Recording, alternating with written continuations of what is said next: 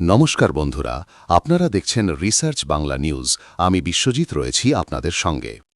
আজ যে খবরটা নিয়ে হাজির হয়েছি সেটা বিহারের রাজনীতিতে যেন একটা ভূমিকম্প। নীতিশ কুমার, যাকে বিহারের চাণক্য বলা হয়, তিনি নাকি গোপনে যোগাযোগ রাখছেন বিপক্ষ দলের একাধিক বিধায়কের সঙ্গে। আর ঠিক সেই সময়ই তড়িঘড়ি পাটনায় পৌঁছে গেছেন অমিত শাহ। এটা কি কাকতালীয় নাকি বড় কোনো রাজনৈতিক হিসেব? বিহারে নতুন সরকার শপথ নিয়েছে ঠিকই, কিন্তু রাজনৈতিক সমীকরণ এখনও স্থির নয়। এনডিএ ২০২টি আসন নিয়ে জয়ী হলেও আভ্যন্তরীণ দ্বন্দ্ব, বিশেষ করে বিজেপি বনাম জেডিইউ, বরাবরই তুঙ্গে। শপথ গ্রহণের দিনই প্রথম চমক, নীতিশ কুমারের কাছ থেকে গৃহমন্ত্রক ছিনিয়ে নিল বিজেপি। ২০ বছরের মুখ্যমন্ত্রী হওয়া সত্ত্বেও এই গুরুত্বপূর্ণ মন্ত্রণালয়টি দেওয়া হল সম্রাট চৌধুরীকে, যিনি রাজনৈতিক অভিজ্ঞতায় নীতিশের তুলনায় অনেকটাই জুনিয়র। এই সিদ্ধান্ত নীতিশ কুমার মনের ভিতর কতটা মেনে নিতে পারেন সেটা এখন স্পষ্ট। এখন প্রশ্ন উঠছে, বিহারের রাজনীতির প্রকৃত চাণক্য কে, নীতিশ কুমার না অমিত শাহ? গত ১৫ বছর ধরে যেভাবে নীতিশ নিজের সুবিধামতো জোট, সমীকরণ, সরকার সবকিছু বদলেছেন, তা ভারতীয় রাজনীতিতে এক নজির। কিন্তু এবার তার সামনে যে প্রতিপক্ষ, তিনি অমিত শাহ, যিনি দেশের সবচেয়ে শক্তিশালী সংগঠন চালান। দুজনের এই নীরব লড়াই এখন মূল ইস্যু। শপথ অনুষ্ঠানের দিনই দেখা গেল, যেখানে উপস্থিত থাকার কথা ছিল নীতিশ কুমারের, সেখানে তিনি বারবার অদৃশ্য। নরেন্দ্র মোদীর জনসভা হোক বা অমিত শাহের বড় মিটিং, কোথাও নীতিশকে দেখা যায়নি। দেখা গেছে লালন সিং, সঞ্জয় ঝা, কিন্তু জেডিইউর মুখ, যার নামে পিছিয়ে পড়া দলিত মুসলিম ভোট এখনও এক হয়ে যায়, সেই নীতিশকে বারবার আড়ালে রাখা হয়েছে। এটা কি বিজেপির ইচ্ছাকৃত সাইডলাইনিং, নাকি নীতিশ নিজেই দূরত্ব বাড়াচ্ছেন? প্রশ্ন রয়ে যায়। ২০২০তে জেডিইউ পেয়েছিল মাত্র ৪২টি আসন, এবার সেই সংখ্যা দ্বিগুণ বেড়ে হয়েছে ৮৫। জোট করেও জেডিইউ তৃতীয় শক্তি হয়ে পড়েছিল, কিন্তু এবার নীতিশ নিজের অবস্থান শক্ত করেছেন। এটাই বিজেপিকে অস্বস্তিতে ফেলেছে, কারণ নীতিশ যত শক্তিশালী ততই বিজেপির নিয়ন্ত্রণ কমে। এখন বিহারের সবচেয়ে বড় ইস্যু স্পিকার পদ। বিজেপি বলছে সিঙ্গেল লার্জেস্ট পার্টি হিসাবে ৮৯টি আসন স্পিকার পদ বিজেপিরই হওয়া উচিত। নীতিশ বলছেন, যেহেতু মুখ্যমন্ত্রীর গৃহমন্ত্রক কেড়ে নিয়েছে বিজেপি, সেহেতু স্পিকার পদ জেডিইউ ছাড়বে না। এই অবস্থানেই দুই পক্ষের মধ্যে ঠান্ডা যুদ্ধ, সরাসরি প্রকাশ্যে। এখান থেকেই শুরু হয়েছে নীতিশের গোপন যোগাযোগ অভিযান। এই টানাপোড়েনের মধ্যেই অমিত শাহ আচমকা পাটনায় ডিনার মিটিং ডাকলেন। ৪৫ জন বিজেপি বিধায়ককে নিয়ে গোপন বৈঠক।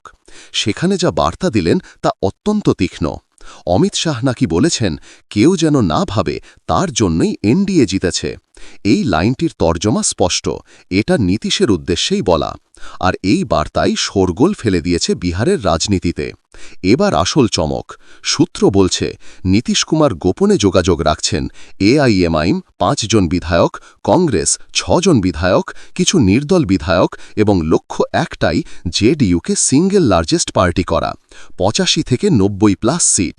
কারণ যদি জেডিইউ সিঙ্গেল লার্জেস্ট হয়ে যায়, তাহলে স্পিকার পদ দাবি করার নৈতিক অধিকার আরও শক্ত হবে। এটা কেবল এমএলএ টানাটানি নয়, এটা এক গভীর চাণক্য নীতি। এআইএমআইএম, অসাদুদ্দিন ওয়াইসির পার্টি, বিহারে প্রথমবার ৫টি আসন জিতেছে। এই দলটি ভোটে মূলত মুসলিম এবং সীমান্তবর্তী অঞ্চলে শক্তিশালী। আগে এআইএমআই অফার দিয়েছিল বিপক্ষের সঙ্গে একত্র হয়ে সরকার তৈরি করতে, তখন নীতিশ রাজি হননি। কিন্তু এখন নীতিশ নাকি উল্টো এআইএমএম এমএলএদের দলে টানছেন। এর মানে নীতিশ বিজেপিকে আগাম বার্তা দিচ্ছেন, চাপে ফেলতে চাইলে আমার হাত ফাঁকা নেই। বিহারে কংগ্রেস এবার ৬টি আসন পেয়েছে। পূর্ণিয়া সহ সীমান্তবর্তী অঞ্চল থেকে উঠে এসেছে নতুন মুখ। সূত্র বলছে, নীতিশ এসব কংগ্রেস বিধায়কদের সঙ্গে বিনিময় প্রক্রিয়া অর্থাৎ ডিল চালাচ্ছেন। তাহলে লক্ষ্য স্পষ্ট, জেডিইউকে ৯০-এর ওপরে নিয়ে যাওয়া, শক্তির ভারসাম্য বদলে ফেলা। নীতিশ কুমার এখন প্রতিদিন সিএম আবাসে গোপন বৈঠক করছেন। এতে উপস্থিত থাকেন বিজয় চৌধুরী, বিজেন্দ্র যাদব, মানিশ বর্মা। মাস্ট নোট, এদের মধ্যে লালন সিং, সঞ্জয় ঝা, জেডিইউর জনপ্রিয় মুখ নেই। অর্থাৎ নীতিশ এখন সম্পূর্ণ নিজের হাতে একটি ছোট টিম তৈরি করেছেন, যেখানে কোনো ফাঁস হওয়ার ঝুঁকি নেই। বিহারের প্রশাসন বলছে, একটা বড় সমীকরণ বদলার প্রস্তুতি চলছেই। এই পরিস্থিতিতে বিজেপি চুপ বসে নেই। বিজেপির ভেতরে অমিত শাহ, কেশব প্রসাদ মৌর্যা সবাই সক্রিয় হয়ে উঠেছেন। বিহারে অপারেশন লোটাস ইতিমধ্যেই সক্রিয় করা হয়েছে। লক্ষ্য জোটকে নিজের ওজনের কাছে মাথা নত করানো এবং নীতিশকে রাজনৈতিকভাবে বেঁধে ফেলা। এটাই কেন অমিত শাহের বারবার বার্তা, কেউ যেন ভুলে না যায় এনডিএ কার জন্য জিতেছে। এখন সবচেয়ে গুরুত্বপূর্ণ তথ্য, ৩ তারিখ থেকে বিহার বিধানসভা বসছে এবং সরকারের প্রথম অধিবেশনে যে বিষয়টি সবচেয়ে বড় সেটা স্পিকার নির্বাচন। নীতিশ চান জেডিইউর স্পিকার, বিজেপি বলছে এই দাবি অযৌক্তিক। এখানেই নীতিশের গোপন মিটিংগুলো পুরো ছবিটা পাল্টে দিতে পারে। নভেম্বর 14 ফলাফল নীতিশকে একটাই শক্ত বার্তা দিয়েছে, বিহারে এখনও তার নামেই ভোট হয়। 85টি আসন, এটা বিজেপিরও প্রত্যাশার বাইরে। এই ফলাফলের পর নীতিশ বারবার নিজেদের শক্তি প্রমাণ করতে চাইছেন। তার মধ্যে সবচেয়ে বড় অস্ত্র দলবদলকারীদের সংখ্যা বাড়ানো। বিজেপি যেন না ভাবে 89 সিট মানেই নেতৃত্ব তাদের হাতে। নীতিশ মেনে নিয়েছেন গৃহমন্ত্রক তার হাত থেকে নেওয়া হয়েছে, কিন্তু স্পিকার পদ ছাড়তে রাজি নন। কারণ স্পিকারই ঠিক করেন কোন এমএলএর সদস্য পদ যাবে, কোন দল ভাঙন প্রতিরোধ করা হবে, কোন পক্ষ নিরাপদে ফ্লোর টেস্ট পার হবে। অর্থাৎ স্পিকার পদই রাজনৈতিক অস্ত্র।